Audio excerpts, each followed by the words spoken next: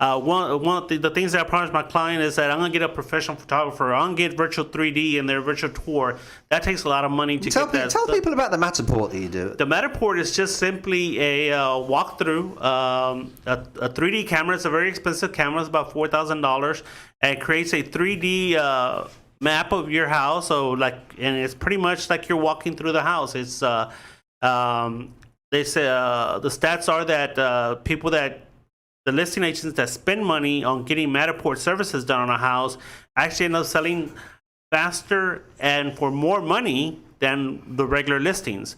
That's one of the things that I promise my clients that, I'm going to get you do that for free for your clients, yes, correct? Every listing I get has that. You have your own Matterport, so you vested in it. It doesn't matter the price that property. I had a $110,000 listing, and I went and did a Matterport on it, $110,000. I'm sure that comes in handy, right? Especially during the time of COVID right now. People don't have to actually go out to actually get a walkthrough of the house. Exactly. It's way different than just a picture. And what's so sad is I see properties $500,000, $400,000, $300,000. I've seen $700,000 houses that they don't have that. They have just the basic pictures, and it's just a horrible service. Well, and it really, one of the things that the reason that I do what I do is not only to represent my client's best interest, but it's because we have such a bad reputation, misconception about don't hire realtors. You're talking about realtors and not Olympian. That they don't do nothing, so that's why I want to hire. Just in general, right? I just want to hire. I don't want to hire a realtor because they don't do anything. Well, because there's so many bad agents out there. But the true ones, the ones that we do, the work. It doesn't reflect on the agents that do the work. Is really what you're saying. Well, we've let agents go here that have gone out there and done photos and taken the phone and basically taken their photos for a property on an iPhone. Right, and the reason, as an owner, I've let them go. I've said, look, you're not up to the quality. You need to redo the photos. And some of them have got real upset about it. We have a question from Robert Johnson. He said, Luis, any idea what percentage listings are using Matterport these days? It would be interesting to see the data, especially the numbers on the listings about 500K. Well, I haven't really done any research as to, looking at all the MLS listings and then breaking down which ones have Matterport and which ones do not. But, I can definitely tell you that there are listings in the 500 plus range that do not have Matterport. And, that's such a shame for the sellers because it really is a great service.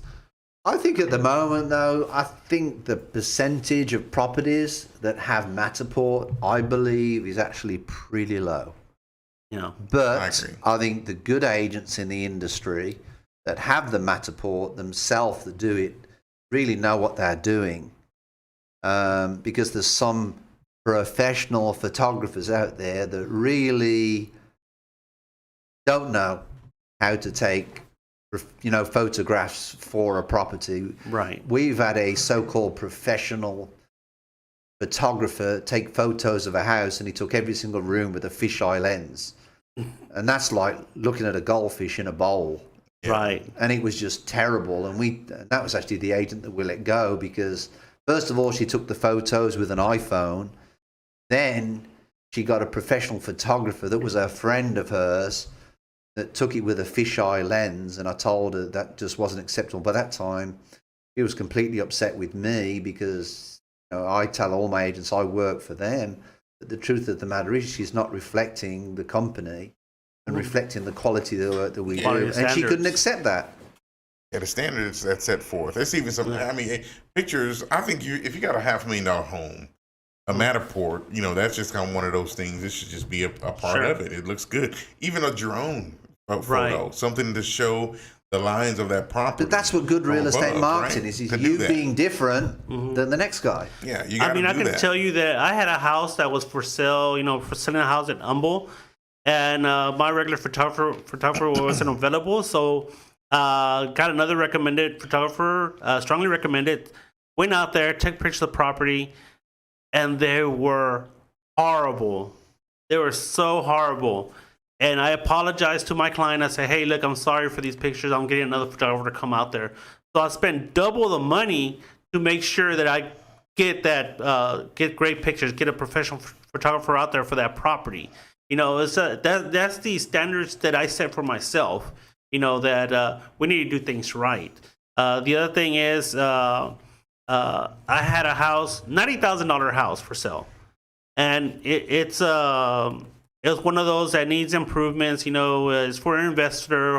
I was hoping we could get a end buyer into it, but unfortunately, I was getting a lot of offers from investors. But when I took pictures, I noticed that even though the floors were in good condition, they were scratched and there was some dirt there, so they didn't look great. So I went back into that house the next day. We're talking about a hot summer day. It's an older house, so there's no AC, and I mopped all the floors and then retook those pictures, because that's how I'm obsessed with getting the job done right. So to people who say that, hey, realtors, don't hire a realtor, this, that, is like, you have that experience probably because you've been hiring the wrong realtors, the wrong agents. The other thing is, so I promised my clients that I'm going to do my best to get that property, the professional photographer, Matterport, and one of the things that I always promise them is that I'm going to defend their price. You want to sell your house for $20K above what the market thinks it is? Fine, I'll put it on the market, and when people call me, they say, hey, where'd you get that price? Especially your agents will call you, where'd you get that price? Don't you know it's overpriced, this, that, and the other? I tell them, it's like, what are you talking about? Have you seen the house? This is an incredible house. Of course it's worth this, of course it's worth this. Whereas I've seen other agents say, yeah, I know, I'm just waiting for the sellers to come to the census so we can lower the price. Or they put on the contract, hey, in 2 weeks, we're going to have to start dropping the price $1,000 a week. It's like, I feel sorry for sellers like that because, obviously the listing agent's not doing their best to get their price that they want, or don't you want someone, if you're trying to sell a property, don't you want the best chance at getting that price, And that's what I offer. Especially, and what sort of problems have you got from some of your clients on the Zillow Zestimate and all the values that they give from Realtor.com? I completely educate my clients about what that is, what Zillow is, and I actually show them. I pull up a report. I show them the other properties that have sold within that block, half a mile. I try to keep it within that half a mile, that same subdivision.